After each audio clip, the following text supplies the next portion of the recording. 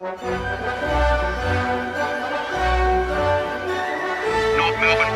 Primary School. We love what goes on at our school in that we never know what's going to go on. Seagull, seagull! As you can see today, it is absolutely crazy. Organised chaos. We just thought we might do something that celebrates how important we are by bringing us all together. You guys are an amazing cast. I can't wait to see what happens next.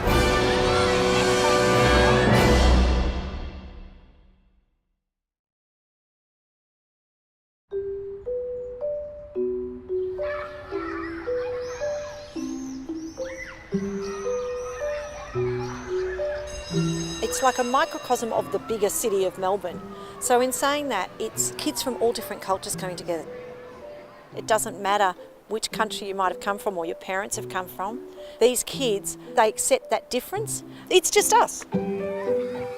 So we start them off in the foundation, the preparatory year, and they develop a community of little kids. Just have a bit of a wriggle.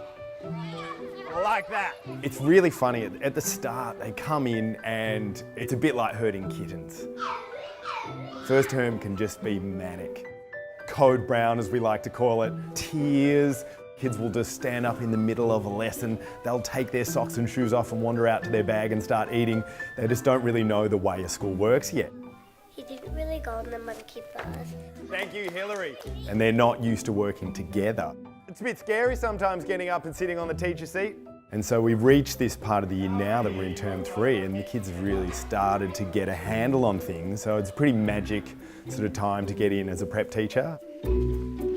As they pass through the year levels developmentally, by sort of grade 3 or 4, they're starting to look outside of themselves. And then by the time they're getting to grade 5, 6, you're becoming part of the greater North Melbourne community, whether that's parents or local organisations around, so that when they head off to high school, they're more connected. So much of their life is centred around North Melbourne, but especially as they come towards grade 6, it's really important for them to realise that there's a world out there.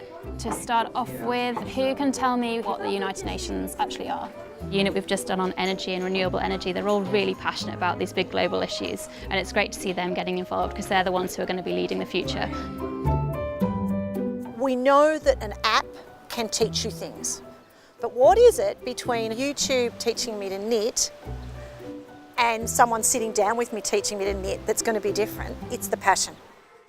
If I employ an Italian teacher, they don't have to be Italian, but they've got to be passionate about languages. Gira una volta. Giunge volta. Very rarely have I employed a teacher who didn't have a background in something other than teaching. If you're standing around, you're not helping inform my whiteboard. The things that they're into, they bring it into their teaching, and that just means that it's not boring for them, so it's not boring for anyone. I mean, we've got so many scientists, we've got so many engineers, we've got so many architects. And if we just can listen to their ideas and be a school that embraces new opportunities, then I think we will continue to be a leading school. It's the Stephanie Alexander Kitchen Garden program, so that means that we're harvesting the produce now. And then later in the day we'll cook it all up. So it's the paddock to play concept. I've really seen that they're so much more willing to try things that they've grown. So if I offer them broccoli from the garden, I'm like, who wants to try some broccoli? And everyone's like, me, me, me. We're doing cooking right now.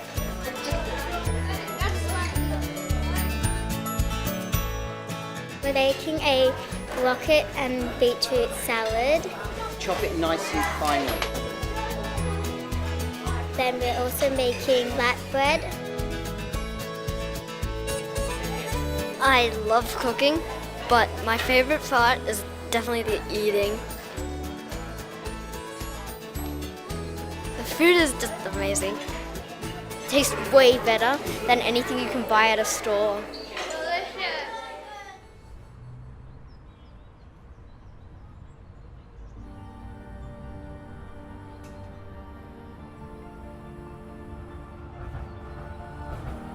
The State Library has an excursion for schools where the students go around the exhibitions and look at different points in history and discuss whether what happened in the past was fair. So it was a big focus on developing students' empathy and acceptance. It's probably one of my proudest points about this school is that we have a big importance on students' awareness of the world that they live in.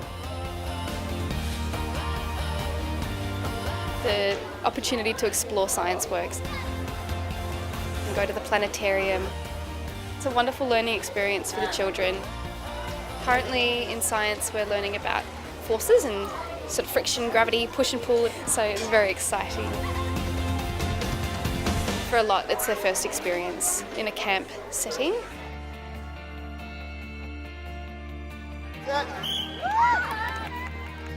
Athletics day up at Melbourne University, where the kids can cheer on their house colours.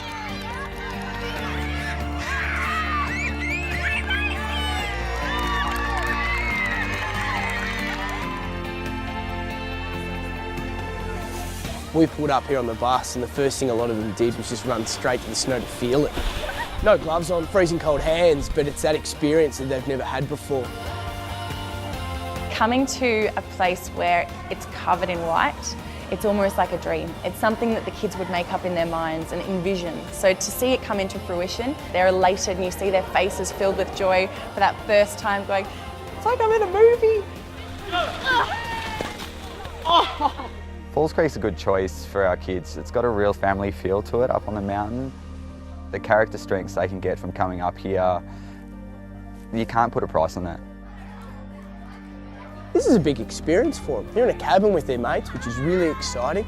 They're going to eat as a group, which is something new to them. So if from now they need to be away from home, they can do it based off the confidence that they've already done it before. I've seen kids pull up other kids if they've fallen over. Even if they fall, they get back up with a smile. It's amazing to watch. It's an opportunity for them to really build that resilience and that determination that they can then transfer to the classroom easily when they get back to school. We're all different, and it's the same with the kids in the classroom. We've got kids who love their reading, love their writing, and we've got other kids who are more sporty, the kinesthetic learner. They learn from doing and learn from being. I think this camp gives an opportunity for both types of learners to really develop themselves. The academic learner can look at the aspects of the slopes, how they're going to ski, the mathematical side of things. For the kinesthetic learner, how fast can I go? How hard can I hit that slope? It's amazing to see those hands-on learners just shine on the slopes. And then you see them again on the bus ride home, elated, full of self-esteem, self-confidence, because they know that they've succeeded. Most of the kids that we've had here this week, smiles on their faces, rolling down the hills, having a great time.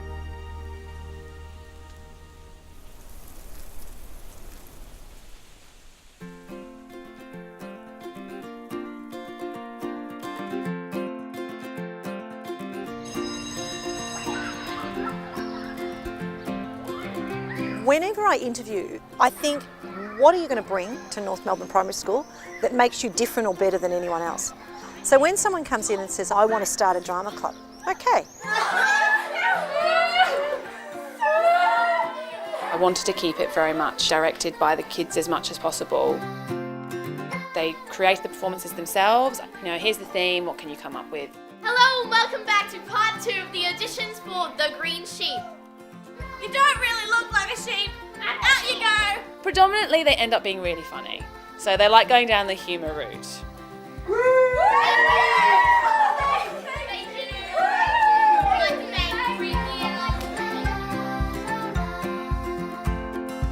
I stumbled across a whole pile of skateboards, and I am a skateboarder, and I thought this is a perfect opportunity to put some expertise back in and help the kids. They're getting a lot from it, and so am I. It's just so exciting when you see teachers choose to run these clubs in their own time. One day I brought my Dungeons and Dragons book to school because I just wanted to have a short little adventure. We've created our own club. You could go through the legendary catacombs that are haunted. Come up here this instant, you little upstart. I'll show you who's teaching this class. Student-led learning is kids taking control of their learning. In the olden days, it used to be that every child would sit down and you would all do exactly the same thing. Secondary schools are still a bit like that, but in primary schools, what we do is we have the opportunity to actually target and tailor the teaching in an explicit way at the point of need. Gone are the days of a teacher standing at the front being a lecturer. The kids lose interest. Who had a country that had a really significant culture that they'd like to share? If you can give them the opportunity to discover and learn for themselves or learn from each other, they'll take more of that on board. Your job is not to tell, to let them find out. I can't give away too much because that's not what this is about. Teaching's all about the kids, not you. You've got to start with what they know. Nice job. Thanks, Jen. And then when there's gaps in that knowledge, because invariably there will be for some kids, well then it's your job to help the kids fill the gaps. Put those 4 ones in first, then fill in the other ones. Which essentially means, as teachers, you have to shut up. Teacher is the facilitator of learning, no more. We are not the font of all knowledge. How can I compare to Dr. Google? Teachers are there to help you learn to learn. So really setting them up for these next generation, workforce, which is all about creativity and collaboration and problem solving. It's how you present your learning. It's not just a diorama, it's not just a poster. If you want to create a song, if you want to perform it, you want to give us a drama activity that demonstrates your learning, we're really happy with that and we encourage it. I think open-ended activities and problems are really the way to go. The kids come in at their level of ability and the task is open enough that it can take the top kids as far as they want to go, but still has learning and challenges for the kids who struggle. My favourite subject is probably maths. We do these projects and it's really fun because you have guidelines, but we have a lot of freedom in what we do. You're there to scaffold and support, but you've got to have an open mind now as a teacher and you've got to be flexible. Kids are curious, naturally, so if we can embrace that and give them that opportunity to take their curiosity to the heights, we're onwards and upwards.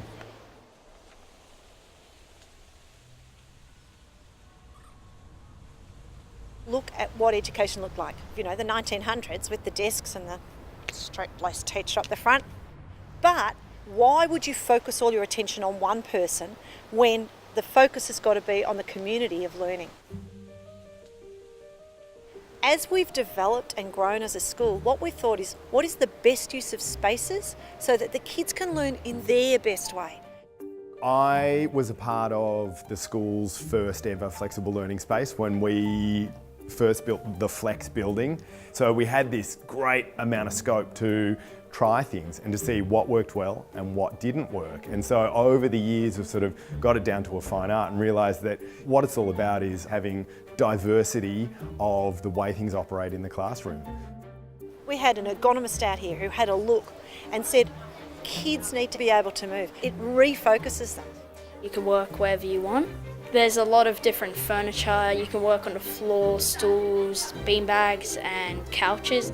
If we have a more relaxed session, I like to sit on the beanbags. Get spread out as well, so it's not crowded. Having a larger space gives you a lot more options. If you were already teaching kids that way, it would be really hard justifying putting them in a box. Okay, let's get them into a box and shut the door. Last year I was in a 4-wall space in my own independent classroom, and now this year I'm in the flexible learning space here in the Hive with 5 other wonderful teachers. But the benefits are just incredible. I find for myself as a new teacher, I get the opportunity to learn from so many different inspiring teachers. The amount of fun that you can have because the element of team teaching. There's no downside of the kids having access to 5 minds instead of 1. The kids have got that opportunity to access different information from different teachers because teachers have strengths, as do students, and the kids are very adept at recognising what works best for them. If one teacher's with someone else, you get to go to another teacher for help. There's a real focus on targeted intervention. We operate a lot of extension workshops and support workshops where students will be taken out at that point of need. Kids work really well in teams because they feel that they can be supported by each other. I think what we're seeing now is that there are advantages in facilitating collaboration. In terms of children's friendships, they've got a buddy that's in a different home group. They have the opportunity to do learning tasks with them that they wouldn't necessarily have otherwise. We don't have any teacher desks. It's just a barrier between you and the student. They don't feel as comfortable coming up to a desk, and we don't, do we? I mean, it just feels so formal. In the olden days, you had to have your left hand strapped behind your back because you had to write right-handed. Now, there is no way we would think of that. And yet, forcing kids to sit in a chair all day, every day is just as bad. We've surveyed kids. I've never found a kid at home who reads on an upright chair. I've never been on holiday to a hotel where the kids are dragging chairs from the canteen down to the beach because they've got a book they want to read. Just doesn't happen, you know. I think the pressures from home are pretty strong now. A lot of these students have very high expectations for themselves. So many minutes of all their days are taken up now, whether it's a tutor or it's a music lesson. So in terms of their well-being, we're finding if the kids aren't refreshed mentally, then the work suffers. So there's no value in constant work, because their minds aren't rested and ready to work. Teachers help them to focus on the positives in their life and just take the time to be kids. We get to know the students very well. We take time to find out their interests, what they struggle with, whether they are getting heaps of homework at home that we didn't know about. And in terms of well-being, we try and make school time just as enjoyable as possible. Well done, Billy. I kind of learnt this pretty early on. If I'm finding that the content is a bit dry, then how are the kids going to enjoy it? It's 2 truths and a lie. All right, guys, on the weekend, I visited the moon. It's not hard to design a really engaging unit plan because we have all these resources at our fingertips. With a bit of collaboration as teachers, we find what kids love and then we marry it into the curriculum. At one point in this room, we had chickens hatching, stick insects breaking out of their eggs. It was like a zoo. The kids have just been so engaged in the whole process. This session's called Voice and Choice. So we asked the children what they would like to do, and if it was constructive, we've gone with that. They create a goal so that they can demonstrate what they've achieved at the end of the term, and it's really up to them. They're trying to make a marble race course that has a chemical reaction. You're seeing some amazing creative things, and they're driving it and pushing it forward. I'm learning Filipino. It's because most of my family come from there. I've built 2 cars and I'm really into it. Every single second is fun. If they're actually happy doing the activities, they're more likely to collaborate, they're more likely to stay focused on their tasks. It's been beautiful. We're fighting for the attention of our kids every single day, and we hold their attention with interest and variety and engagement and ownership. It ain't rocket science. Technology has driven how education is now. Our kids have got one-to-one iPad programs, which means their ability to touch into the outer world is much greater. Technology is not going to go away. It's going to form a greater part of their lives when they're young adults, and in their careers they're going to need to know how to access it. We have lots of different programs on our iPads that help us learn. They don't need to wait for us to tell them what to do anymore. They're ahead of us. It's an exciting time to be a teacher, to be honest.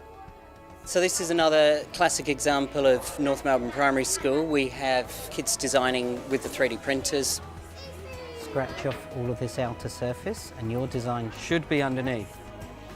Yeah, that's just what the 3D printer does. This app that I'm using is called Maker's Empire, which is a 3D printing app, and it's actually been on the news, and we were one of the first schools to actually get this app. So basically I'm building myself a miniature house. We have robotics going on in the other room. It's really empowering because the kids are just showing off what they can really do. We're trying to use the Spiro Bowl to complete the maze that we made. It's amazing what kids can do if you give them the opportunity. Computers are getting really, really smart. They're good at doing what they're told, they're good at repetition, and computers are going to do all those things. So if we're asking kids to do remembering and batch processing and all those, computers going to do it better. But people are good at playfulness, ingenuity, hard learning, really getting your head down and problem solving. They're good at fresh challenges. Oh, whoa, wasn't expecting that. Let me come at it in a new direction. Computers don't do that at all well. So we need people to be good at the things that are going to complement computers. If we make children into computers, they'll all be unemployed. Every day has got to be better than the day before. They've got to do it differently to move forward. In schools, people think, not in North Melbourne, but unless you can give me a good reason, I'm not going to change what I'm doing. And at the moment, schools are heading in two directions. One lot say, how can we do it better? And the other schools are saying, hey, we're doing fine. We don't need to change. And you know that 5-10 years from now, those schools are dead in the water. There's boards across the windows. The kids are weeping in the playground, and it's over. You know, it really, really is that simple. Where to next? I often say to people, do you realise that 5 years ago there weren't iPads? The education world is going to become smaller.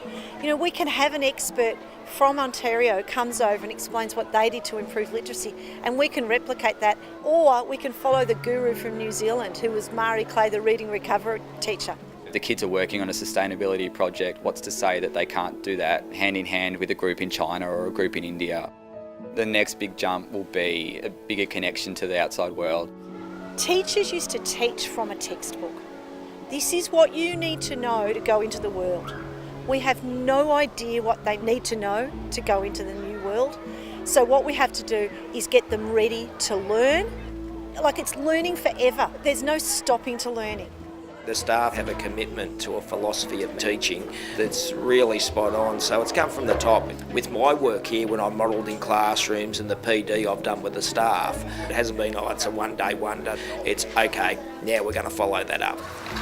Good afternoon. Sally, our principal, is ambitious. She wants to have the best learning environment for students in the whole world, not just in Victoria or in Melbourne. And she, to all of her credit, has done absolutely everything she possibly can to make that happen. She's given trust in the teachers. They have great ideas. She thinks about it and she's like, let's do this. The wonderful thing I noticed when I first started working here is that Sally's office door is never closed, and that sense of that she is always approachable and open. She's a great leader. I think what's amazing is this school is sort of the closest school to the centre of Melbourne. So we have visitors from all over the world, a dozen head teachers from the UK, professors from all over America coming to see our school in action because of what we do in our teams and what we do in our learning spaces. When you can lead system change, then I feel that that's actually giving back to the system.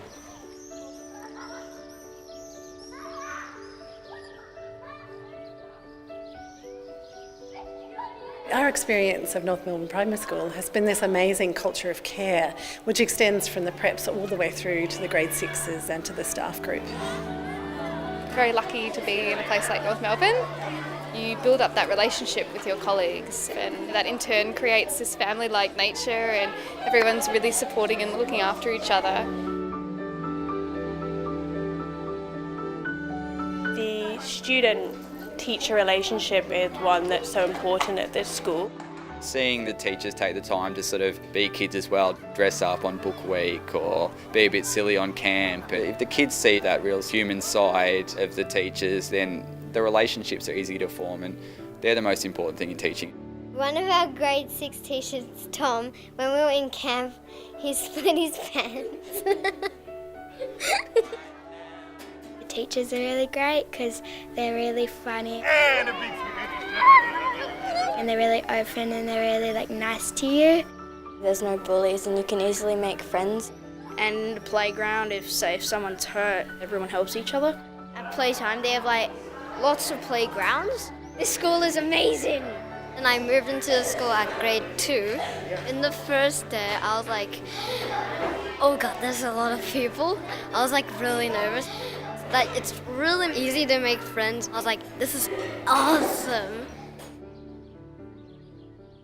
Here we go now. Darkness changes to morning light. After sorrow, happiness will grow. After winter, springtime comes again. I've always loved teaching. It's the spark that you see when a student learns something new. Suddenly there's that aha moment.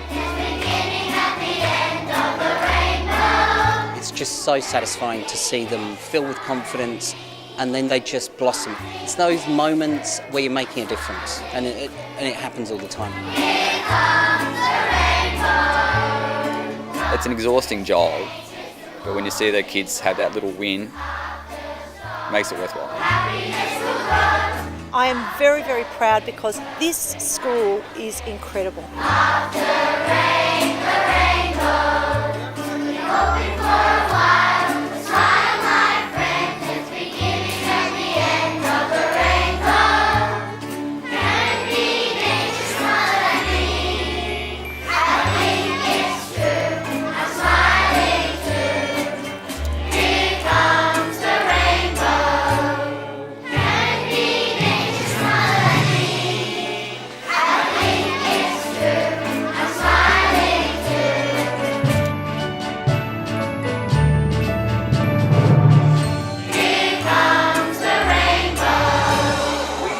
So tiny from up there, like a school for ants.